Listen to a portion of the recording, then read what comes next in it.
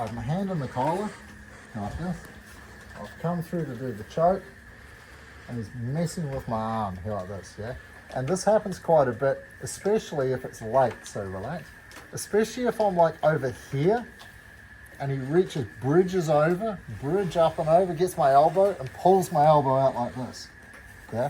Right? So if the person bridges over and grabs the elbow, this arm, because he's making such a concerted effort to defend the choke, he's going to forget about this arm, right? Because this is why I like to have it encircled, right? Something like this, right?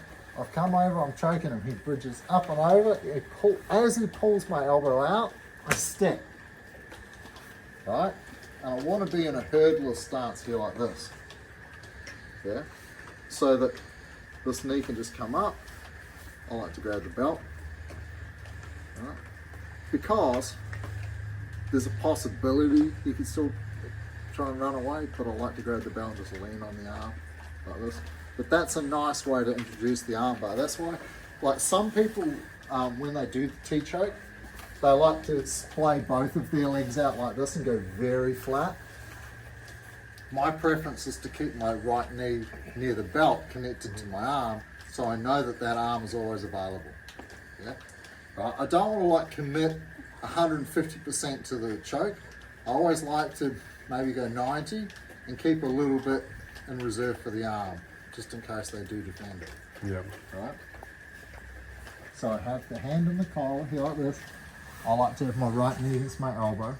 Like this. I've gone over here, I have the hand in the collar, he bridges up, he goes, gets my elbow, he pulls it. So that movement, him moving that is what moves my leg.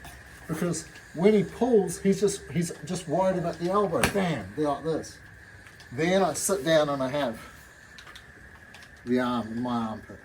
Not likely to go anywhere, but I always like to grab the belt. Because now he's doubly not going anywhere. Right? So, same as when we're playing guard or in most positions, chokes and arm locks work together. Yeah? Always plan for failure. Know how the person's going to counter the move and then go, okay, like I never assume a move's going to work. Of course, we practice it, we're successful, the guy taps, but then the first thing I do after that is I go, okay, so like, what would like 80%, 75% of people do? What would their primary escape or counter be? And then when the person does that, how am I going to turn that to my advantage? What are they going to do? What am I going to do about it? Yeah? Yep. Cool. All the time. All right, have a look.